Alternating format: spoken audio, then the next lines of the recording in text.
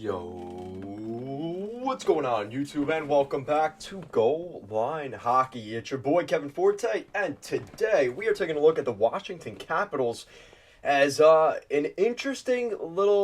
couple of interesting transactions from the Washington Capitals here ahead of this year's trade deadline, and no trades for the Caps, and I expect that to be kind of the same going into the deadline. So, the Washington Capitals have signed a pair of forwards to some pretty nice long-term extensions. Congratulations to both Dylan Strome and Sonny Milano, as they have earned it this year in Washington. They were given an opportunity. They took the most of those opportunities. They've struggled the last couple of years in their different organizations. And, this is the stories that nobody really likes to talk about. And, it's one of those things where, I know specifically for Sonny Milano's case, and same thing for Dylan Strome. These are guys that were first-round picks, and the expectations were high for both of them in Columbus and Arizona. And things didn't work out with those organizations, and it got to the point where they actually went to other organizations, and it also didn't work out. So it's one of those things where I'm really excited to see both of them thriving. It is so hard and difficult to play in the NHL. And these guys have found a way and carved out a path of their own in the National Hockey League. And to any of you guys out there or gals trying to, anything in life, whether it's hockey or anything, this is a great story to see. Just keep going, keep grinding. And that's what we're looking at here. So let's start with Sonny Milano. I lied. Let's start with Dylan Strome, because Dylan Strome's signing was the first one.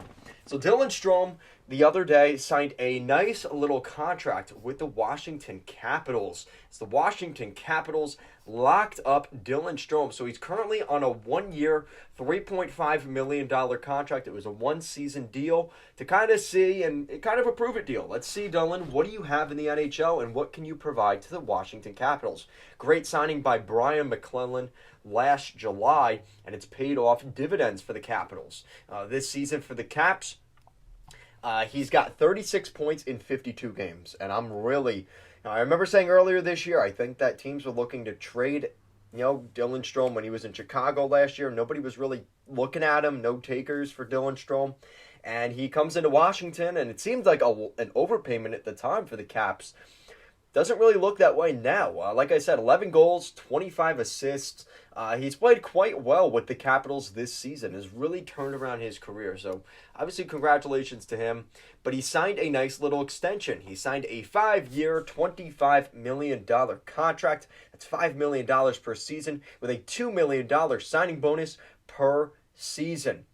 The total salary, $6.5 million in the first year, $6 million in the second, 4.5 in the third year, and then $4 million in years 4 and 5.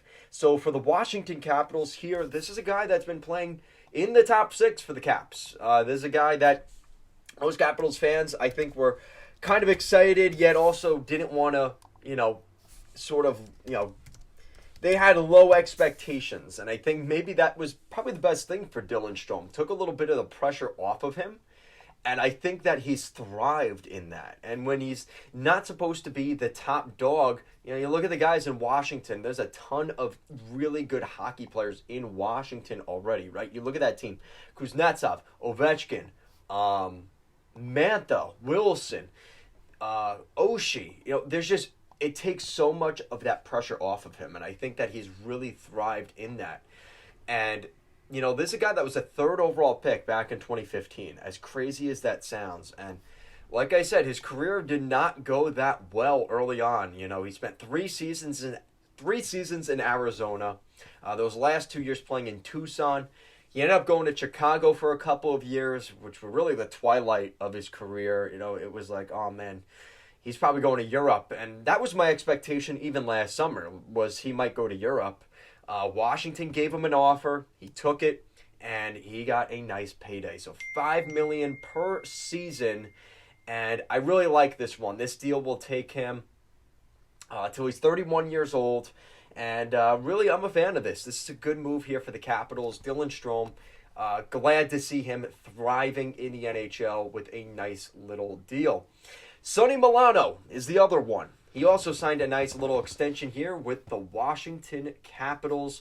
And his cap hit is a little bit lower, but I really have to say, when I saw Sonny Milano against the New York Islanders earlier this season, yes, the game where they came back and scored 4 unanswered, yes, that game, I was there as an Islander fan, but nonetheless, Sonny Milano played really, really well, and he was noticeable on the ice. Now, it's interesting, too, back in October of 2022, I saw him playing in Hershey with the Hershey Bears. That was the one game I saw before he got called up just a few days later.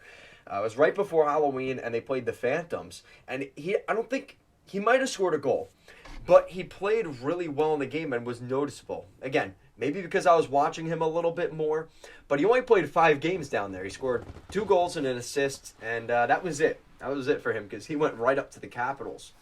Now, his numbers are not necessarily the same as Strome's. He didn't start the season with the Washington Capitals, but in 40 games with the Caps this year, he's got 8 goals and 14 assists for 22 points. I was really excited when Sonny Milano got traded to Anaheim back in 2020. And I was really hoping, because I really like the Anaheim Ducks, I was hoping he was going to thrive there. It just didn't work. And unfortunately, it just wasn't a long-term fit there.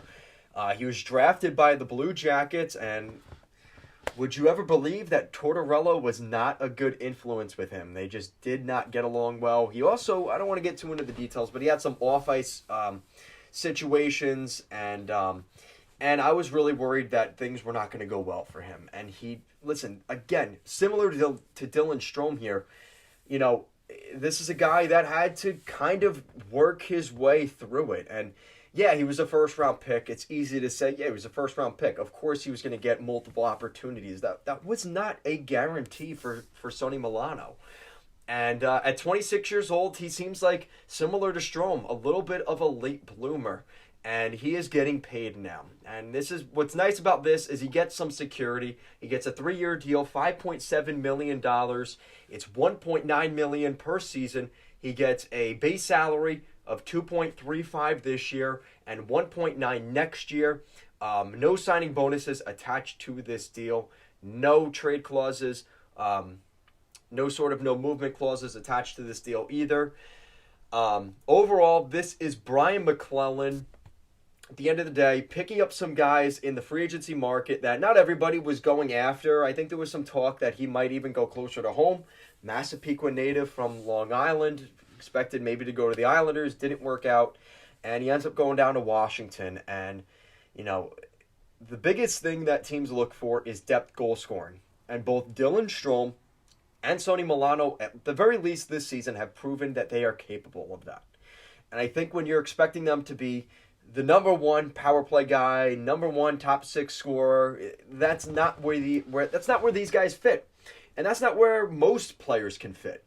But they've been able to carve out a career for themselves in different areas. And I think, like I said, obviously shout out to Sonny Milano and Dylan Strome for taking the most of this opportunity with the Capitals. But you also have to give credit to McClellan for bringing them in to a situation where they could have the opportunity to thrive. And I think that this is something that I'm really excited for both of these players. Obviously, I don't want them to win too much in the playoffs, especially if it comes up against my New York Islanders. But obviously, I wish them the best of luck. Great signings for both of these guys. Congratulations to both of them. The Washington Capitals, though, I don't think are done yet. I think the reason that McClellan wanted to get this done right now, obviously, you want some security for going into next season and stuff like that. But I think that the Capitals, with a lot of dead money, can find a way maybe to move out some contracts here.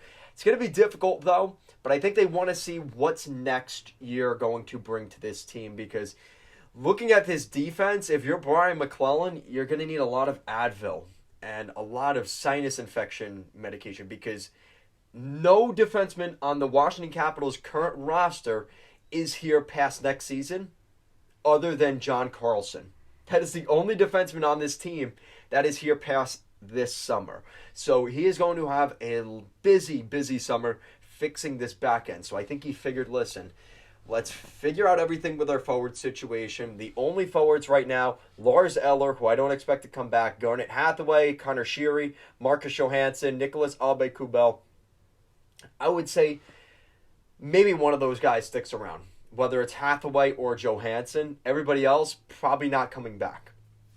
But the Washington Capitals have some stability with these two guys coming back. I'm really excited for them. And like I said, I think that they want to get... I think McClellan wants an idea of what's going to be next for their blue line going into the summer. Because this summer, they don't have a ton of cap space. $17.8 million of cap space to completely rebuild your blue line.